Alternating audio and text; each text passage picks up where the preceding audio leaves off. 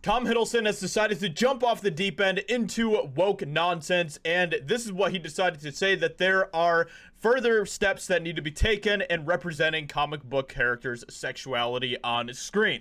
And I just have to ask, why? Why is this so important? Why is it so important to know what kind of people are banging? Why is that such an important part of character development according to wokesters? I just don't understand it at all. I don't understand the reasoning behind it, and that is why I constantly ask why. Because if you ever have taken a class about character development and what makes a good character when it comes to writing, it is never about who they sleep with. It is never about what kind of representation they provide. That is what this is all about to them, is representation, but really it isn't about representation. What they are trying to do with these types of things, and they'll call it representation, but really when it comes to putting these types of characters in shows and TV and movies and everything else, it isn't about representation. It is about creating the image of what they want the world to look like, and they want you to believe that that is the way that the world should be, and then you fall for it, and then you become part of their system. And so it isn't about representation. It's about projection. It's about creating the world that they want to create. And so whenever you look at things like this, whenever you look at what makes a good character, them being not straight is never one of the qualifications for that, but that is exactly what people like Tom Hiddleston and many people in Hollywood continue to say. They want to continue to push the boundaries. They want to continue to put more ridiculous types of characters in shows and movies and everything else, and it's getting more insane by the day. But let's go ahead and take a look at what he actually says here, and then we'll kind of go from there. So Marvel star Tom Hiddleston says there's further to go in representing comic book characters' sexuality on screen.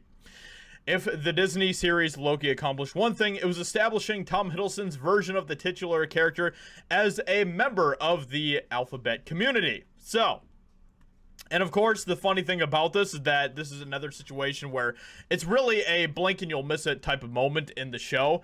And they do that on purpose because they know that the people that are so desperately looking for any signs or confirmations of, you know, let's take Loki for example, not being straight, they'll be able to spot that and identify that, and they will run with that. They'll cry, they'll post it all over social media, they'll just praise Disney and everything else for that 2-second moment or whatever. But for the rest of the country, they'll see it and they'll be like, oh, okay, whatever. But so they do that on purpose, right? They do that on purpose. But in the third episode of the Disney Plus exclusive series Loki, the title character came out in a blink and you'll miss it moment, where he tells Lady Loki, played by Sophia Di Martino, that he had a romantic past with both princes and princesses. I also hope Loki coming out as bisexual was meaningful to people who spotted it, said Hiddleston. It was a small step, and there's further to go, but it was definitely important to all of us.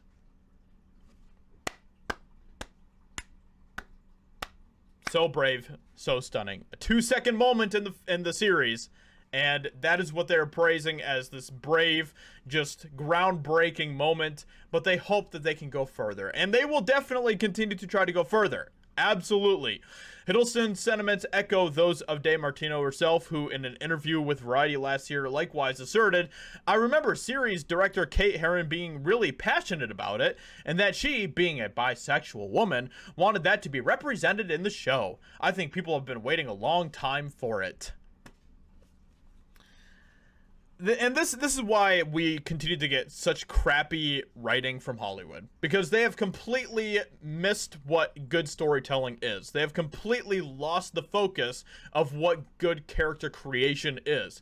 This is what is important to them today, is representation and pushing all of these neo-Marxist agendas and continuing to try to do what they can to destabilize society and destroy the nuclear family. These are the agendas that they are after. These are the mission points that they have for continuing to push the most ridiculous things in their products. And so they have completely lost what good storytelling is. And that is why we continue to see terrible story after terrible story coming from Hollywood because they don't know how to make good characters anymore. They don't know how to make good stories anymore. This is the type of nonsense that they're worried about. The comic books allude to it, and even the Norse mythology, I think. Like, you don't even know? Like, okay, so in Norse mythology, there are instances where Loki has taken on the shape of a woman or a female giant for, like, a bridal scene and stuff. Well, it wasn't was it a female giant? It was, so basically he was, in this wedding and stuff, and he was pretending to be the bride and everything else, and then, so there were moments like that. There's moments where he's turned into all sorts of stuff. He's turned into a freaking horse, okay? And an otter. Or a salmon. And, so he's done all of this crazy stuff. He's turned into all sorts of crazy things in Norse mythology, and that doesn't really mean anything because it's Loki. This is what Loki does. This is who Loki is in mythology. He's just a shapeshifter.